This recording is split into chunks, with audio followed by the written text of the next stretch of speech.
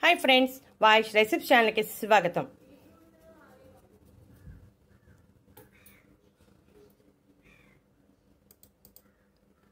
ఈ మూడు పప్పులను తింటే రక్తహీనత, కీళ్ళ నొప్పులు, మోకాళ్ళ నొప్పులు, బలహీనత, కాల్షియం లోపం వంటివి ఉండవు.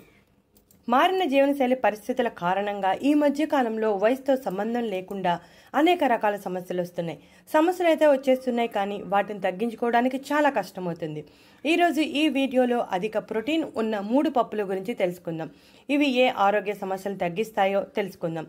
శారీరక బలహీనత, డయాబెటీస్, కీళ్ళ నొప్పులు, కొలెస్ట్రాల్, అధిక బరువు, బలహీనత వంటి సమస్యల నుంచి ఈ పప్పులు మిమ్మల్ని కాపాడతాయి. వాటి గురించి వివరంగా తెలుసుకుందాం.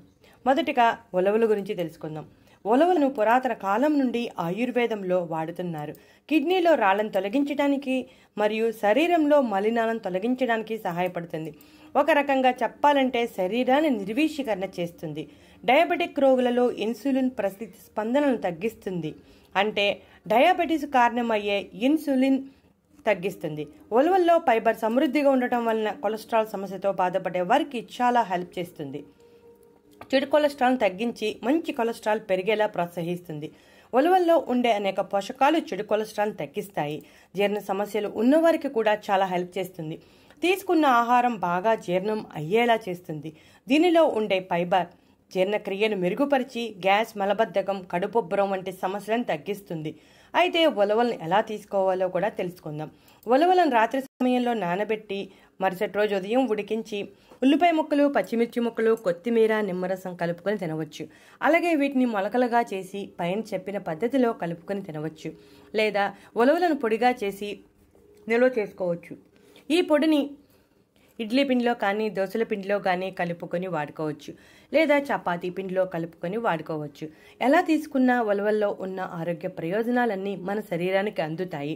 ఉలవలను తీసుకుంటే ప్రోటీన్, మినరల్స్, ఫైబర్, కాల్షియం, ఇనుము లోపం లేకుండా ఆరోగ్యంగా ఉంటారు. ఈ మధ్యకాలంలో ఉలవలతో ఉలవల చారు కూడా తయారు చేసుకుంటున్నారు. చూసారుగా ఫ్రెండ్స్, ఉలవల్లో ఎన్ని ఆరోగ్య ప్రయోజనాలు దాగి ఉన్నాయో. మీరు కూడా ఉలవలను తప్పనిసరిగా తీసుకోండి. ఇక రెండోది పచ్చి శనగపప్పు.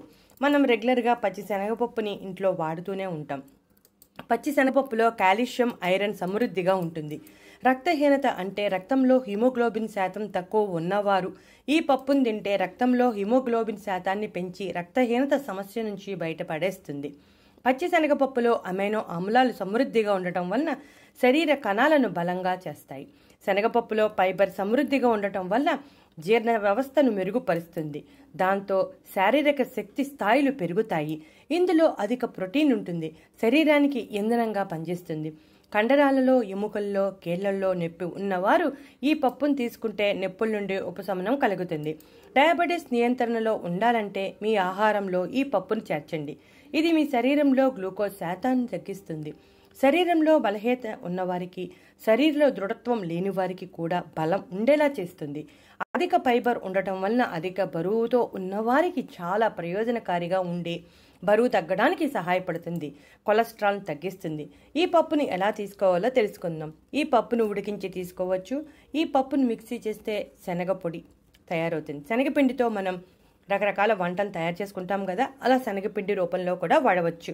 ఏ రూపంలో తీసుకున్నా మన శరీరానికి అవసరమైన పోషకాలు అన్నీ అందుతాయి.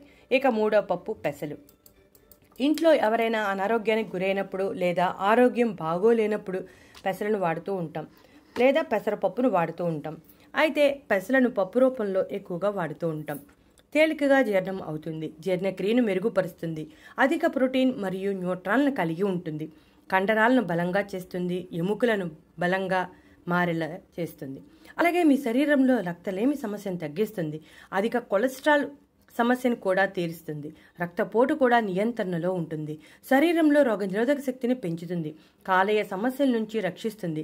కీళ్ళ నొప్పులు, మోకాళ్ళ నొప్పి ఉన్నవారు కూడా పెసలను తీసుకోవాలి. ఎందుకంటే ఇందులో అధికంగా ప్రోటీన్ ఉండటం వలన కండరాలు మరియు ఎముకలు బలంగా ఉండేలా చేస్తుంది. అయితే పెసల్ని ఎలా తీసుకోవాలో అనే విషయానికి వస్తే పప్పు రూపంలో లేదా మొలకల రూపంలో తీసుకోవచ్చు. రాత్రి సమయంలో నానబట్టి మరుసటి రోజు నానిన పెసలను తింటూ ఆ నీటిని తాగాలి. లేదా మొలకలుగా రప్పించుకుని దానిలో ఉల్లిపాయ ముక్కలు, పచ్చిమిర్చి ముక్కలు, కొత్తిమీర, నిమ్మరసం కలుపుకొని తాగవచ్చు. లేదా పెసర్లతో పెసరట్టు వేసుకోవచ్చు. చూసారుగా ఫ్రెండ్స్, ఈ 3 రకాల పప్పులను తింటే మీరు అన్ని రకాల ప్రయోజనాలను పొందవచ్చు. ఈ 3 ఇంచుమించు మన ఇంటిలో సులభంగా అందుబాటులో ఉండేవే. మీరు కూడా ఈ పప్పులను రెగ్యులర్ డైట్లో చేర్చుకుని ఇప్పుడు చెప్పిన సమస్యలు అన్నిటినీ తగ్గించుకోండి. ఈ 3ంటిని మొలకలుగా చేసుకుని ఒకరోజు పెసలు, ఒకరోజు ఉలవలు తినవచ్చు.